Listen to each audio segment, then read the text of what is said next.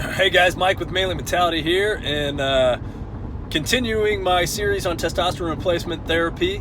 I want to talk today about, is TRT a lifelong commitment? I've had that question posed a few different times, so I'd like to answer it. So first of all, just so you guys know, I'm not a doctor. I don't have any medical experience. When I talk about TRT, I'm simply talking about my experience on testosterone replacement therapy. I've been on it for 2 years. I'm doing these videos simply to help somebody out. If you have any questions, comments, whatever, I'm here. That's why I'm doing this. Please ask in the comment section and I will answer the questions.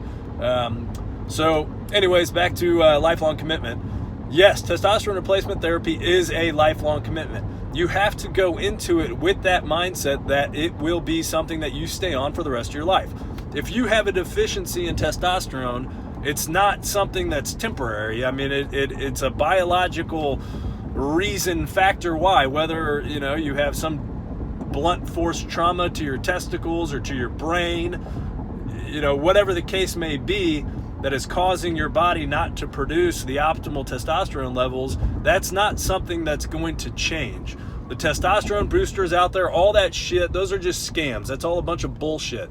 They don't work. I mean, yes, there's ways to increase your testosterone level naturally, by eating proper food, by starting to work out more, but if you're super low, like down in the 100, 200s, it's not going to get you up to the 800s to 1,000 levels by doing those things.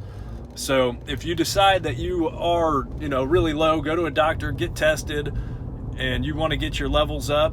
I mean, eating healthy, doing all that stuff obviously is something you should do and something you should be doing, but it's not going to get you optimally where you need to be. So testosterone replacement therapy, if you decide to go on it, is a lifelong commitment and you need to treat it that way.